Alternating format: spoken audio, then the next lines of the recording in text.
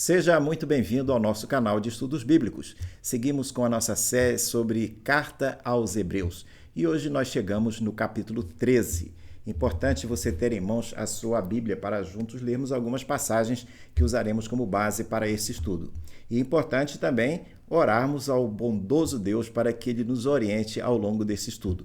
E eu convido você para fazer isso comigo nesse momento. Bondoso Deus, te agradecemos a oportunidade de estudarmos a Tua Palavra. Queremos te pedir que Tu nos orientes nesse estudo e que Tu nos ajudes a colocar em prática aquilo que viermos aprender. Abençoa cada um que nos acompanha nesse momento. Em nome de Jesus, amém. Vamos então ler o nosso texto que se encontra na Carta aos Hebreus, capítulo 13, e vamos ler apenas os 8 primeiros versículos. E a palavra de Deus nos diz o seguinte: seja constante o amor fraternal. Não se esqueçam da hospitalidade, pois alguns, praticando-a sem o saber, acolheram anjos. Lembrem-se dos presos, como se estivessem na cadeia com eles, dos que sofrem maus tratos, como se vocês mesmos fossem os maltratados. Digno de honra entre todos seja o matrimônio, bem como o leito conjugal sem mácula, porque Deus julgará os impuros e os adúlteros. Que a vida de vocês seja isenta de avareza. Contentem-se com as coisas que vocês têm, porque Deus disse: de maneira alguma deixarei você, nunca, jamais o abandonarei. Assim, afirmaremos confiantemente: o Senhor é o meu auxílio, não temerei. O que é que alguém pode me fazer? Lembrem-se dos seus líderes, os quais pregaram a palavra de Deus a vocês, e considerando atentamente o fim da vida deles, imitem a fé que tiveram. Jesus Cristo é o mesmo ontem, hoje e para sempre. Em Hebreus, nesse capítulo 13, o autor instrui e exorta seus leitores, encorajando-os. Ele se empenha em exortá-los a não desistirem da vida cristã e continuarem servindo a Deus de modo agradável e com reverência e temor. Ele acrescenta ainda diversos conselhos pastorais. Vimos nos estudos anteriores que os cristãos hebreus a quem esta carta foi endereçada estavam enfraquecidos na fé cristã e no compromisso, no amor fraternal uns pelos outros. Eles eram judeus que haviam se convertido ao Evangelho, mas, frente às adversidades que estavam sofrendo, estavam retornando ao judaísmo, abandonando a igreja. Era importante que esses cristãos hebreus não abandonassem a fé cristã e continuassem a amar seus irmãos judeus, bem como seus irmãos gentios. A ênfase nessa última parte do livro se refere a viver pela fé. O escritor apresentou os grandes exemplos da fé em Hebreus no capítulo 11 e palavras de encorajamento quanto a desenvolver a fé em Hebreus no capítulo 12. Quando chegamos agora aqui em Hebreus capítulo 13, ele apresenta desdobramentos e evidências de fé que devem aparecer em nossa vida, se realmente andando pela fé e não andando pelo que vemos.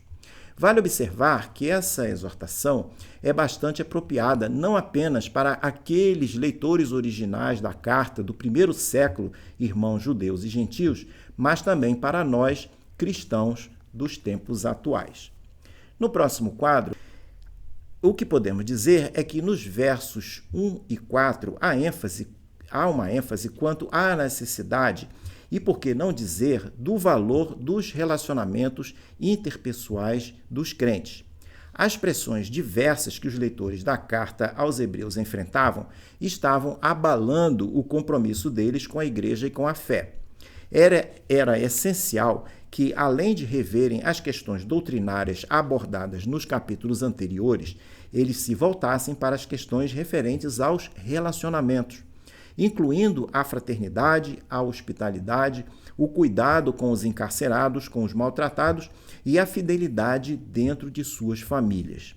Era necessário que fortalecessem os relacionamentos dentro do grupo de crentes da igreja para que eles pudessem se tornar mais robustos para enfrentar as pressões que os afligiam. É muito bom quando na igreja temos irmãos na fé que se solidarizam conosco quando enfrentamos nossas crises, sejam de qualquer natureza, nos apoiando e nos encorajando. Na época dos leitores originais de Hebreus, ser hospitaleiro era uma necessidade, pois muitos cristãos perdiam seus bens e suas casas por conta das perseguições que sofriam. Ter onde ficar naqueles momentos de crise era um alento. Era comum também as famílias oferecerem hospedagem para viajantes.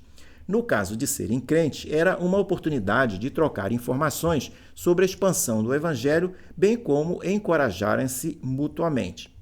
Quando era um não crente, abria-se uma oportunidade para alguém testemunhar do Evangelho para essas pessoas. Nos dias de hoje, especialmente nas grandes cidades, essa prática de hospedar viajantes torna-se cada vez mais rara, seja pela existência ampla de opções de hotéis, pousadas e pensões, seja pela questão crítica de segurança que vivemos. Isso, porém, não deve nos impedir de sermos hospitaleiros. Em que áreas de nosso dia a dia podemos praticar a hospitalidade? Uma forma de sermos hospitaleiros pode ser oferecer o nosso ombro para quem carece de apoio emocional. Outra forma é dar atenção às pessoas, interessando-se pelas necessidades delas. Você pode também ser hospitaleiro recebendo alguém novo que chega à sua igreja, apoiando a pessoa no processo de integração dentro da comunidade dos crentes. A ideia de hospitalidade e a busca de bons relacionamentos não se refere apenas a estranhos, mas deve ser levada em conta também dentro da própria família. O autor de Hebreus, por exemplo, fala no verso 4, sobre a fidelidade dentro do casamento. Dado que um dos fatores que mais desagrega uma família ou um grupo é o eventual comportamento de infidelidade entre seus membros. Ter uma família estruturada e temente a Deus, por outro lado, é fator de apoio emocional e de força para encarar os desafios da vida. Aprimorarmos nossos relacionamentos com os outros e sermos hospitaleiros nos permitirá exercermos a nossa vida cristã de forma relevante. No próximo quadro, vemos algo sobre amor fraternal, que precisa ser constante e não apenas de vez em quando. Hebreus 13, do verso 1 a 3, ele diz: seja constante o amor fraternal. Não se esqueçam da hospitalidade, pois alguns, praticando-a sem o saber, acolheram anjos. Esse texto nos ensina que nem sempre anjos terão uma roupa branca, nem sempre terão uma auréola na cabeça e nem sempre estarão batendo asas voando em torno do trono de Deus. Algumas vezes, anjos vão se parecer com pessoas simples e talvez até estranhas. E por isso a Bíblia nos diz para termos cuidado na forma como tratamos as pessoas desconhecidas, porque talvez elas sejam anjos ou fazem coisas como se fossem anjos. Se forem anjos, poderão estar com a auréola e as asas escondidas. Há várias passagens nas Escrituras em que anjos apareceram a certos personagens bíblicos, sendo que de início nem sempre eles foram reconhecidos. Por exemplo, quando Jacó começou a lutar com um anjo às margens de um riacho chamado Jaboque, ele não sabia com quem estava lidando. O anjo que apareceu a Gideão no início da sua história, ele não foi reconhecido como anjo. Idem o anjo que apareceu aos pais de Sansão para lhes anunciar que o filho que esperavam teria uma missão dada por Deus. O que aprendemos com esses exemplos e muitos outros que nós não citamos é que às vezes Deus surge diante de nós com uma aparência ou forma que pouco ou nada tem a ver com o que alguém esperaria de um anjo. Muitos rejeitaram Jesus porque pensaram que ele era apenas um homem que queria interferir nos poderes políticos e religiosos dos líderes do seu tempo. Eles não podiam compreender que Deus estava na frente deles de forma humana. Às vezes, Deus vai se manifestar em nossa vida como se fosse um estranho. É o que Jesus disse em Mateus 25, do verso 35 a 40, parte do Sermão da Montanha. Ele diz: Eu estava preso e fostes me visitar. Eu estava com fome e me destes de comer. Tive sede e me destes de beber. Eu era forasteiro e vocês me hospedaram. Perguntado quando isso havia acontecido, ele responde no verso 40, se referindo aos vulneráveis, aos injustiçados e aos maltratados. Ele diz: Sempre que o fizeram a um desses meus pequeninos irmãos, foi a mim que o fizeram. O autor de Hebreus nos diz em Hebreus 13, verso 1 e 2, para sermos cuidadosos no amor fraternal, não desprezando ninguém, porque Deus poderá estar se manifestando através de algum desconhecido. No próximo quadro, vemos que sobre coisas materiais e a dependência de Deus. O autor de Hebreus aborda esse outro assunto, agora no verso 5. Trata-se de questão do relacionamento do crente com as coisas materiais e a sua dependência de Deus quanto a esse tema. No verso 5, ele diz o seguinte: que a vida de vocês seja isenta de avareza. Contentem-se com as coisas que vocês têm, porque Deus disse: de maneira alguma deixarei você, nunca, jamais o abandonarei. O verso 6 diz ainda: assim, afirmemos confiantemente: o Senhor é o meu auxílio, não temerei. O que é que alguém pode me fazer? O autor do livro de Hebreus sabia que alguns dos seus leitores haviam perdido suas propriedades e seus bens por conta da fé em Cristo, por conta das perseguições. Ele nos encoraja dizendo que a presença de Deus na vida deles vale mais do que os bens que eles perderam. À medida que sofriam perseguições, era importante lembrar sempre que o Senhor estaria com eles e que não os desampararia. Isso acontecia com os crentes hebreus que estavam perdendo seus bens por conta da fé em Cristo. E pode acontecer em tempos atuais, onde a vida às vezes oferece desafios para a prosperidade material. A nossa situação hoje é diferente da situação histórica dos leitores de Hebreus, mas há um elemento comum. E qual é esse elemento? É o fato de que Deus pode nos dar o mesmo conforto, mesma segurança que concedeu àqueles leitores originais de Hebreus. Esse texto nos faz lembrar que o mal não está nos bens, nas coisas ou no dinheiro, mas na prioridade e no uso que fazemos deles. O Senhor não desampara os seus servos. Mesmo em meio a adversidades, Ele nos dará alívio. É isso que a palavra de Deus nos traz nesse trecho que lemos há pouco. No próximo quadro, vemos outro tema interessante: líderes a serem seguidos. No verso 7 a 8 desse capítulo de Hebreus, ele aborda outro aspecto da conduta cristã, desta feita em relação a seguir líderes. O texto diz que devemos nos lembrar dos nossos guias, não porque falam bem e têm boa aparência, mas porque pregam a palavra de Deus e apresentam uma vida espiritual marcada pela fé.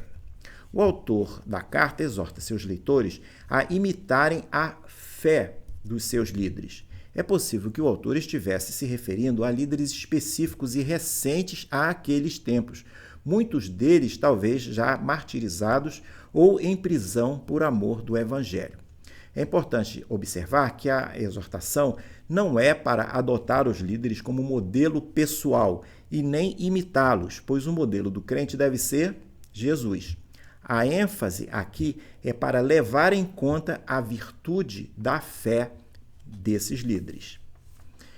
De qualquer forma, uma mensagem adicional que podemos tirar desse trecho é que líderes modelares, autênticos, são reconhecidos não apenas pelo que dizem, mas, sobretudo, pela fé que demonstram, pelo que fazem e pelo que vivem. No próximo e último quadro, chegamos à nossa conclusão. Para os leitores originais de Hebreus, a perseguição era algo que os ameaçava constantemente ele lhes trazia intranquilidade. Em sua parte final da carta, o autor se refere a Deus como fonte de paz.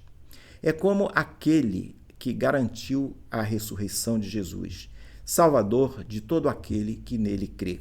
Ele também se refere a esse Deus da paz como alguém que nos pode aperfeiçoar de todo o bem. Essas palavras de encorajamento foram não só para aqueles crentes que viviam tempos históricos difíceis, mas também para todos os crentes ao longo da história.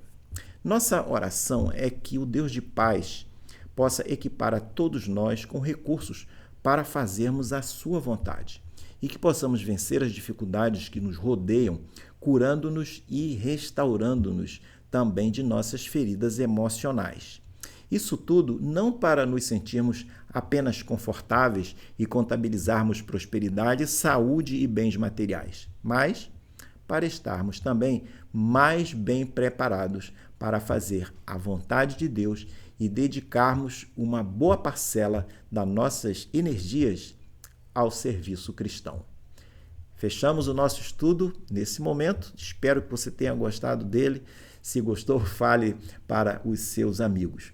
No próximo quadro, nós temos o quadro Panorama, que nós descrevemos todos os estudos que estamos desenvolvendo sobre essa série da Carta aos Hebreus. Estamos chegando ao final, mas ainda teremos mais um estudo em uma próxima oportunidade. Espero, então, vê-lo nessa próxima oportunidade e deixo com você um grande abraço.